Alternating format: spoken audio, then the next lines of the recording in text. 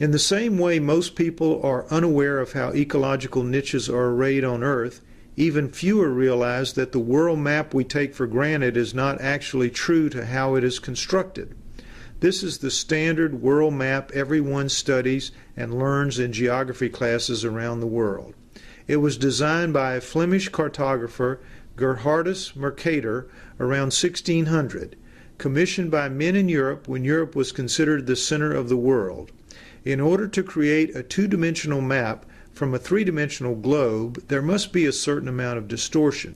In Mercator's case, he abused that license to distort for the benefit of his European employers. He produced a map with a decidedly European centrist viewpoint and with strongly racist overtones. Europe was shown at its center, which no one would have objected to in 1600. Yet the generations who have unknowingly used it since then still have no idea of what went into turning small Europe well north of the equator into large and imposing Europe seemingly at the center of the world. The 18.9 million square miles inhabited by Mercator's northern hemisphere compatriots are shown on his map as much larger than the 38.6 million square miles south of the equator, which are primarily inhabited by black and brown populations. Europe's 3.8 million square miles are shown as larger than South America's 6.9 million square miles. In reality, China is over 4 times the size of Greenland, but Mercator's map shows China as substantially smaller.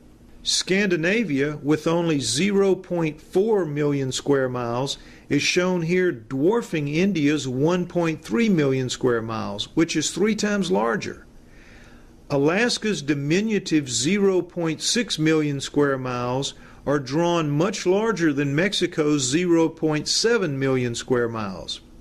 Perhaps the most egregious distortion is found when comparing the inflated 8.6 million square miles of the old Soviet Union to the greatly diminished 11.6 million square miles of Africa. I grew up learning from this map, believing in the accuracy of this map. This is the same map still used today in programs like Google Maps, something millions of people rely on every single day. We are all completely convinced that it accurately represents what our world actually looks like. We know it represents the truth to us, even though it never has. So now, it seems, is a good time to stop arrogantly assuming what we know is always and forever correct, and to instead start thinking for ourselves.